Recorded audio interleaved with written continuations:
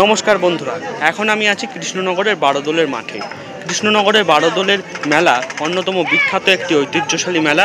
সেই মেলাই আজ আপনাদের ঘুরে দেখাবো, চলুন দেখতে থাকুন। আমরা এখন বারোদোলের মাঠ থেকে আমরা যাত্রা করছি রাজবাড়ির নাট মন্দিরের পথে। রাজবাড়ির নাট মন্দিরের পথে অসংখ্য অগণিত অসহায় মানুষজন আপনার আমার সাহায্যের আশায় বসে থাকেন। আপনারা প্রত্যেকে তাদেরকে যথাসাধ্য সাহায্য করবেন, এইটুকু অনুরোধ রইল। আমরা যেহেতু বিকেল গেছিলাম, তাই এই যে নাট মন্দিরের প্রবেশদ্বার দিয়ে ভিতরে প্রবেশ করছি। বেশ সুন্দর পরিবেশটা, ঢুকেই একটা নার্সারির সবুজের সমারোহ, বেশ ভালো লাগে। পরিবেশটা বেশ সাজানো গোছানো আর বেশ ভালোই লাগে। এই যে আপনারা পর বিগ্রহ দেখতে পারবেন। এবার আপনাদের বিগ্রহ দেখাবো। রাজবাড়িতে বারোদোল উপলক্ষে এরকম নানান বিগ্রহ দর্শনার্থীদের জন্য দর্শনের সুযোগ করে দেওয়া হয়। প্রথম 3 দিন গেলে আপনারা এই বিগ্রহগুলি দর্শন করতে পারবেন।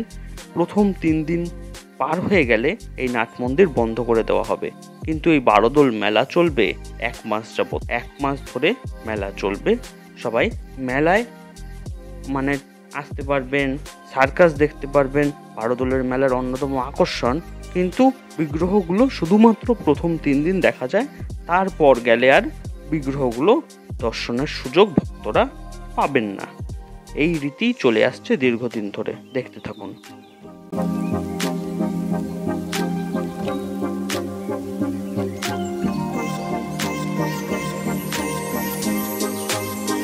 এই যে আপনারা এখন দেখতে পাচ্ছেন ঝাড় লণ্ঠন, ঝাড়বাতি বেশ বড় পিলার, যেগুলো পুরোনো দিনের স্ট্রাকচার দেখেই বোঝা যাচ্ছে। দেখে বেশ ভালো লাগে। আপনাদের কেমন লাগে প্লিজ জানাবেন। আর কে কৃষ্ণনগর রাজবাড়িতে এর আগে এসেছেন তারা একটু জানাবেন। এই যে এখন আমরা বাইরের দিকে এসছি। এই পুরোনো বিল্ডিং, ইতিহাস, এগুলো সত্যি আমরা এই সব জায়গায় গেলে নস্টালজিক হয়ে পড়ি, তাই না? দেখতে থাকুন।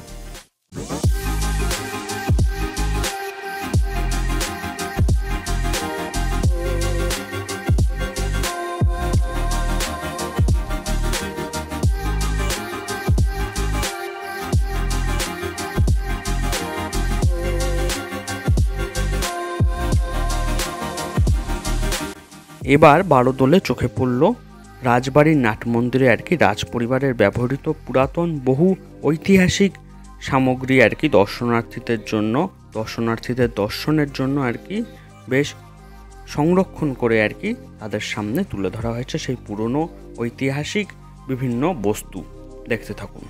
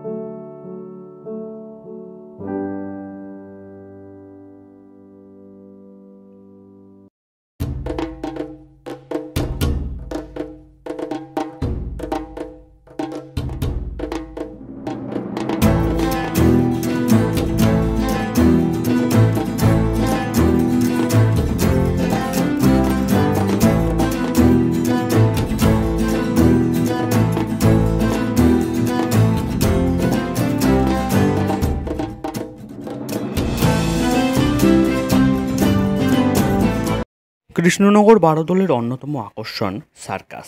আর এবার সার্কাসের দলের নাম টারজান সার্কাস। আপনারা সার্কাস দেখতেই পারেন, আপনার বাচ্চাকেও দেখাতে পারেন, যাতে সার্কাস শিল্প বেঁচে থাকে এবং সার্কাস শিল্পীরা বেঁচে থাকে এবং আপনার বাচ্চা আনন্দ করতে পারে।